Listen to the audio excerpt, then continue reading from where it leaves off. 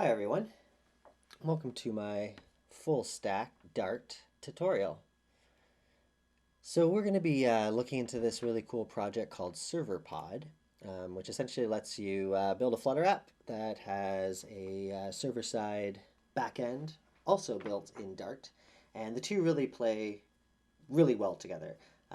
To the extent that it doesn't really even feel like you're making an API and having to serialize and deserialize data and deal with, endpoints and URLs. It's a really interesting project if you haven't heard of it, and I definitely recommend you check it out. And obviously, by watching this video, you'll be able to check it out as well. So I'm going to show you quickly what we will be building. It's a pretty basic app, but it touches on many of the pieces in any full stack app and makes use of some of the things that Serverpod allows. So it's going to be a pretty simple app where you can create an account or you can log in, and I will just log in.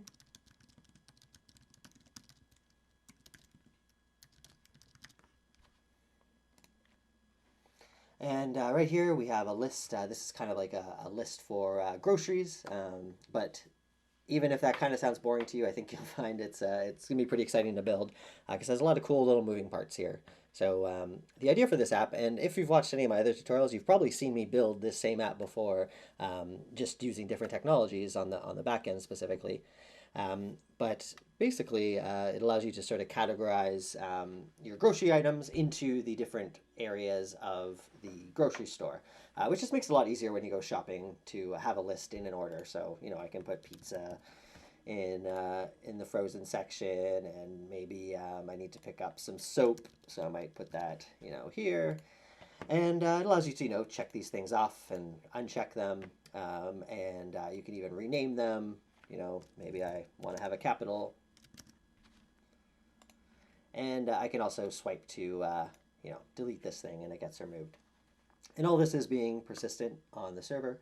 The biggest difference in this, if you have watched my previous one, which is using Flask on the back end, or sorry, using Fast API on the back end, the biggest difference that I'm doing here architecturally, aside from obviously the tech that we're using, is this does have a logging component. So meaning previously what we built was really just kind of like something you could maybe use for yourself, but there weren't any idea of accounts. In this one, we are going to allow different people to have accounts, and the backend control, the business logic for each person's list separately. So in theory, this could be an app that we actually put out in the App Store, and many people can download it, and they would all have their own lists instead of one global list.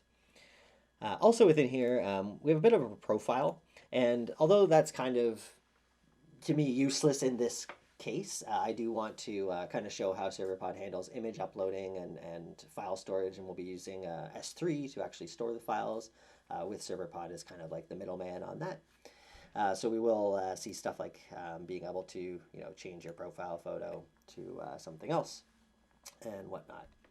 So yeah, that's kind of just, it seems simple, and it really is. I'm just trying to bite off something that kind of covers most use cases of a full stack app, and should give you a good foundation and let you know how to really work with Serverpod here. So let's start to get into it. So I'm just going to minimize this for now. And Serverpod, you can go to their website, serverpod.dev, and it's actually a really nice splash page they have here explaining it. And some of its key features, it does have good logging and caching. It has I do like the ORM. You're using Dart and you're working with things in kind of an object-oriented way. A lot of generators being used, so you're kind of just defining configuration as opposed to building out something with convention.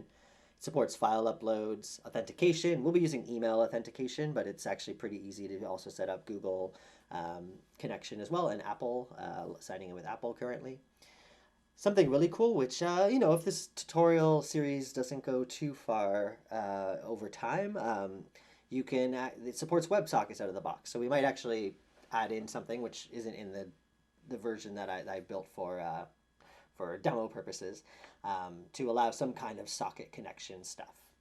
Meaning the server can send messages to the client instead of its traditional client requesting information from server. So there could be some cool cases for this, and my thought is maybe we allow multiple people you know, a household basically to all use the same account and being able to, you know, the husband checks something off and the wife's version, you know, sees that happen immediately so that there's, you know, if you're both at the grocery store, you don't get two of the same thing, something like that. They have task scheduling, so this is kind of like async, you know, kind of like cron job, can be used for cron jobs, so tasks that go. I believe it also works for delayed tasks, so maybe you want to send someone an email an hour after they signed up, that kind of stuff. This and more, which we are going to get into. So I will be doing this basically from scratch. I've installed although I usually use FVM for multiple Flutters, I've actually just installed straight up Flutter 3.10 um, just as my core Flutter, so I don't have to do anything fancy and people get confused. So all I've done is install Flutter, and there's a few other things that I have just running that you'll need to install as well, including Docker, which we'll get into in a bit. But yeah, let's just get this going. So I'm going to open up my terminal. And first thing we need to do is activate Serverpod. So you do need to have Dart and Flutter installed to run this. And I'm going to run this, and I already have it running, so you would see this would take a little bit longer for you, and you would see this going, but other than that, we're good. And then we can just type Serverpod just to make sure that everything is good. Now, if it says Serverpod command not found, it could just be that you need to clear your terminal session, maybe make a new one, Command T on a Mac, or Control N if you're using Windows or PowerShell or whatever, because I believe that gets installed into your path and won't be a recognized command until you start a fresh terminal. Cool, and they do have this nice piece of software called it's a Flutter app called Serverpod Insights, and you can just download it, and it's a nice way to see logs and be able to see your network requests and all that kind of stuff. So just a side note there that you can of course install that. Okay, so we're going to make a project. So I'm just going to type in Serverpod create. And I'm just going to call this one listy2 just because I already have a listy when I was building this out. All right. So now I'm seeing an error here, and that's simply because I was just demoing the app and I already actually have my Docker running. So I'm just going to stop that right here. If you already have Docker and you have something running, you'll likely have to actually stop it. So let's just run that command again.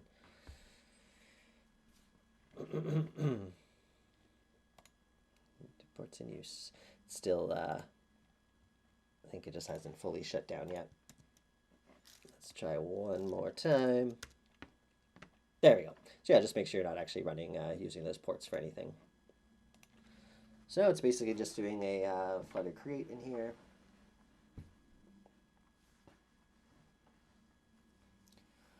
All right, and this one, I think there maybe just be a bug right now, but it kind of just, this is the Postgres to create the new tables and stuff that are being run. Let's see something here. We got this. Yeah.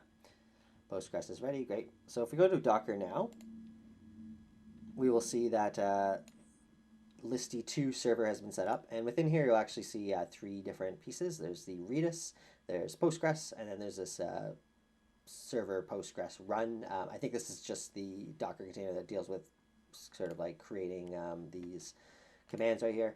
Now I did notice that it just kind of freezes on this, and the shell is no longer really interactive. So you can just kind of safely Control C, and you'll be good. And I think that's just a bug right now in this version. So if you have a slightly newer version, maybe it's been fixed, or maybe it's something wrong with my environment. But all is good. So we're going to go into listy2.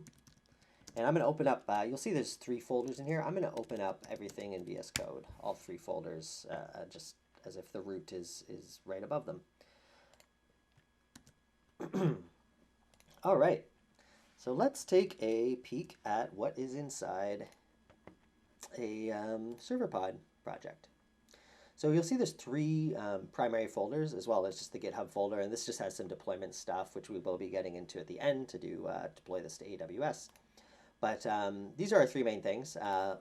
There's server, there's Flutter, and there's the client. So all this is Dart, although the server is kind of like your back end.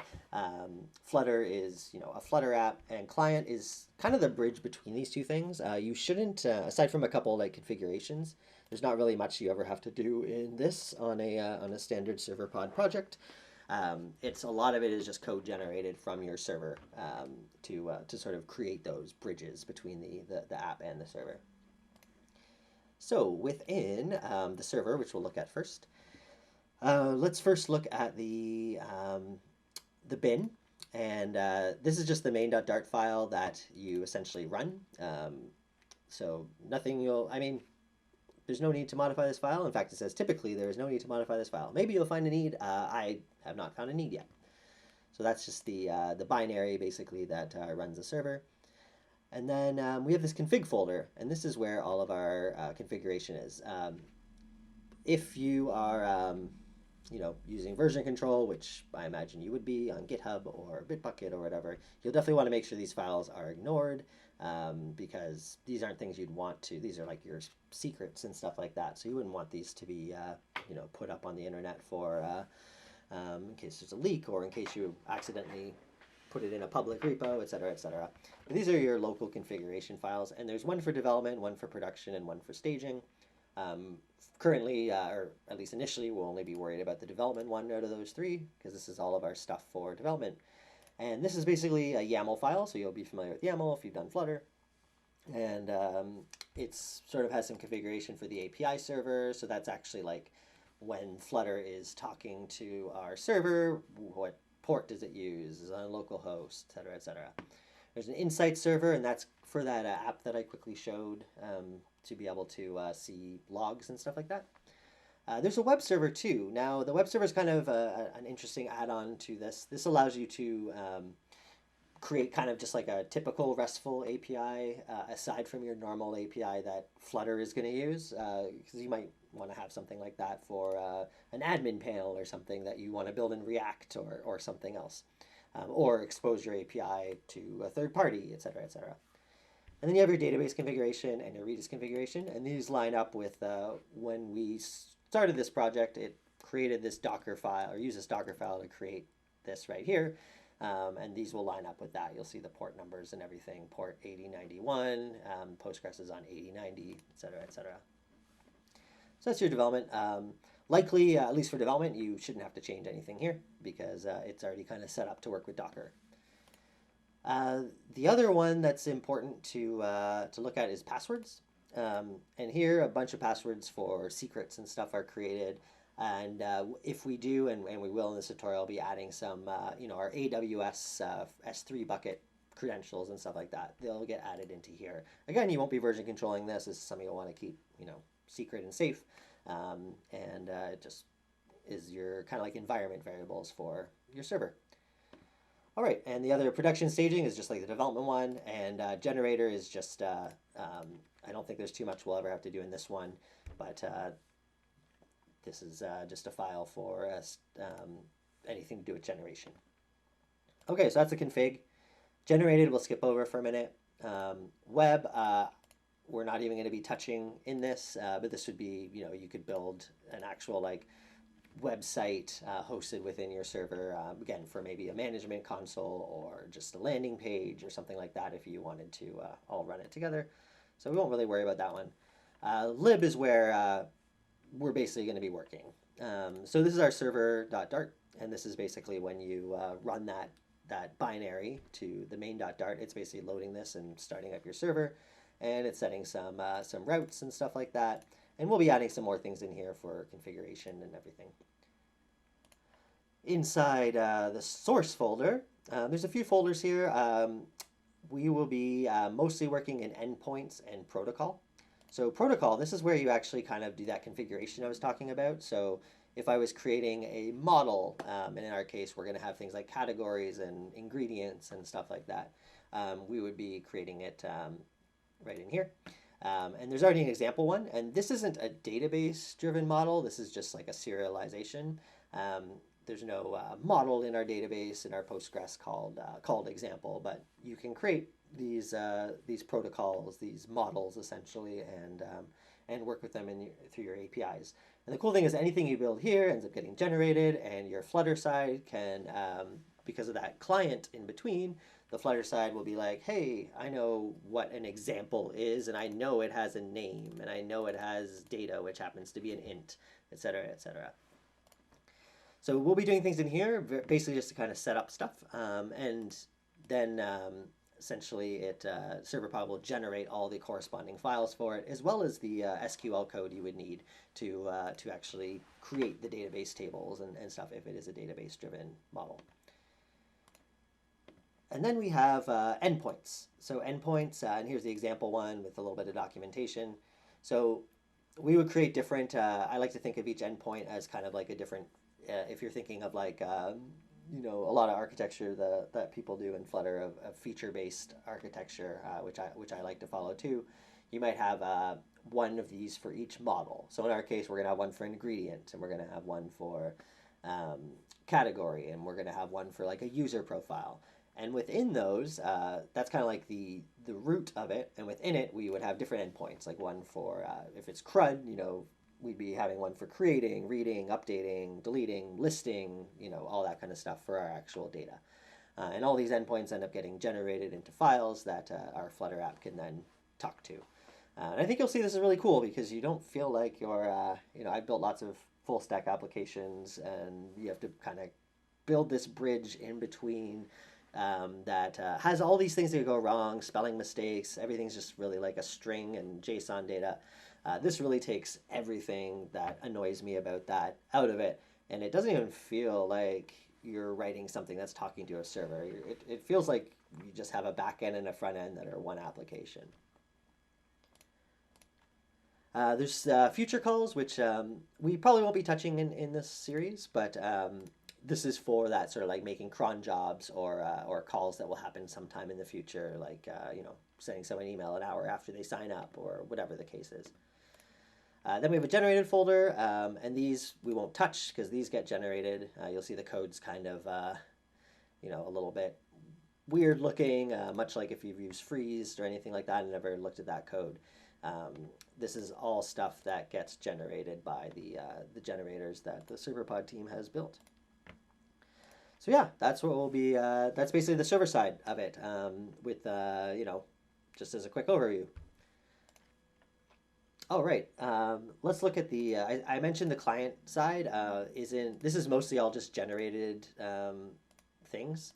So you'll see this is all generated, this is all generated. So we will very rarely, you know, even go into the client, but it's there. Now the Flutter side, it's a very basic Flutter app that they ship with the example or with the installer. Really, this is just going to look like a normal Flutter app to you. The pub spec, you're going to see some pretty standard stuff here. It's just like Flutter, and then it already has Serverpod Flutter already installed.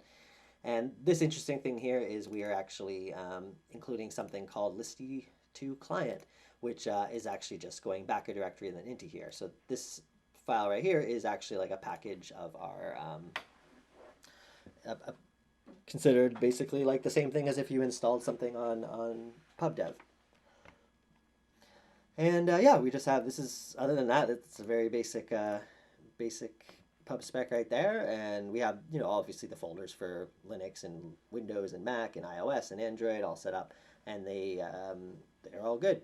And then if we go inside lib, you'll be surprised to see there's just one file. And this is, you know, just the demo application, which is not really all that much different than, you know, a Flutter create app. It's basically the same thing, except it has this tiny integration with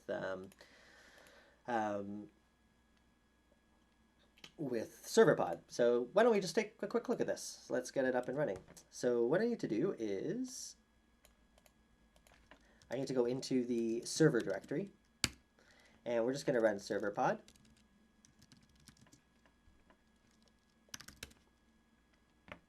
And what we want to actually run is not Serverpod run, but it's, oh yeah, right. All we're actually doing is going Dart and then into that binary, main.dart. So I'm running this here, and you'll see, okay, it's got the insights on 8081, da, da, da, da, da. And let's just look at a couple things first. So let's go to localhost 8080. And you'll see, okay, I just got this message. It says, okay, whatever. And that's just that index.html essentially right here. That is, oh, sorry, I'm looking at in the Flutter one. So this is just pulling in that template, that default.html, you know, served at, run mode, whatever. Sorry, that might not be correct.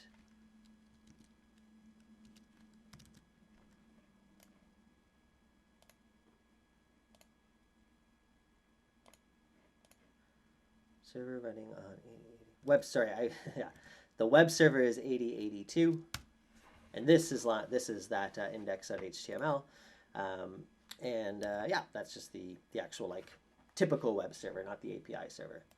8080 is the API server, and you know, we're never going to right now at least work with this in a traditional way because we'll be using all the bindings created in between the client and the server.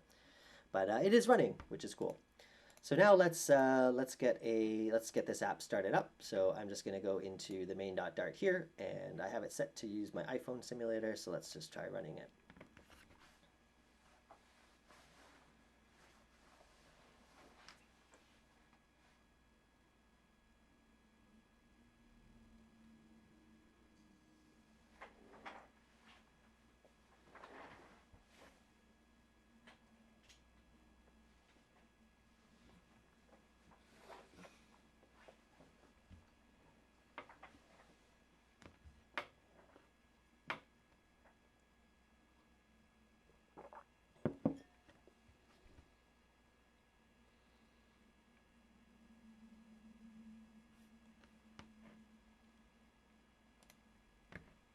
All right, here we go. So yeah, this app, it's a pretty simple app, you know, Serverpod example. It's just this my homepage, and the difference here, instead of like a counter app, it allows us to type in our name and send to server, and we get hello Tyler. Okay, cool. Now, how did that all actually come to be? So in the Flutter code, all it really is there's a state variable called result message, and then there's a button, you know, this right here, which clicking this button calls this call hello, and it goes client.example.hello, and then we pass in our name, which is just what's in that text editing controller.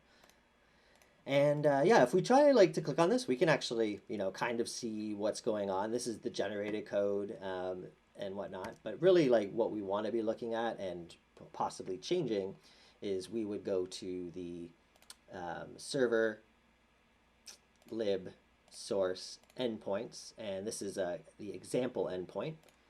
So we'll actually see that that it's client.example.hello, and client, just so you know, is really just this this Serverpod client where all you do is pass in the base URL for it, and it all does everything else under the hood.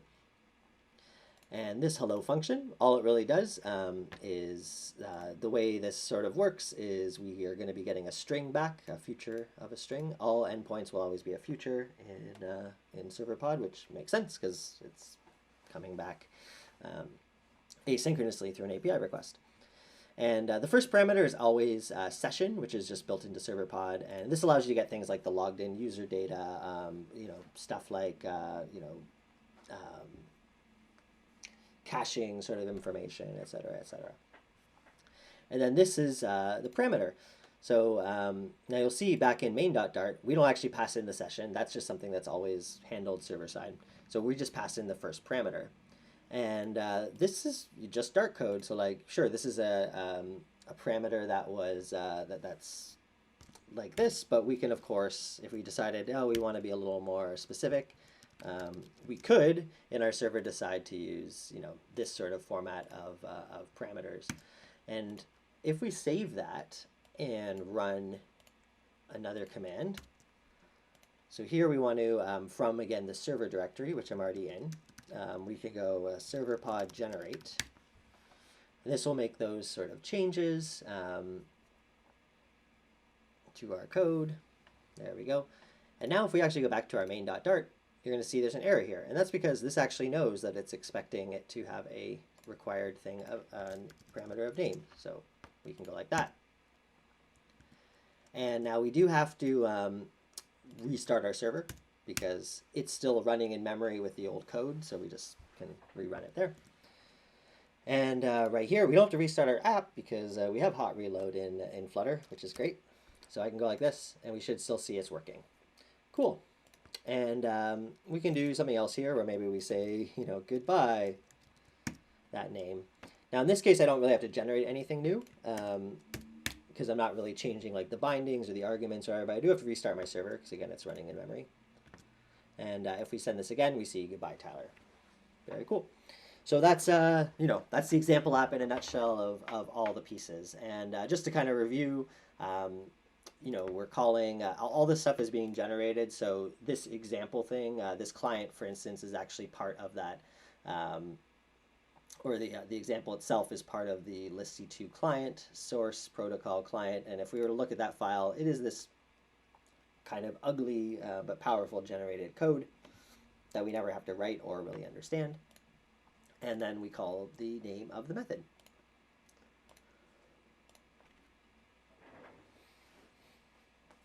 All right, so that's that kind of covers the sort of example app that's already built in. In the next video, we will actually start building our application, starting with where we are right now. No magic, no trickery. We're just going to go through and build this whole thing over the next few videos. Thanks for watching.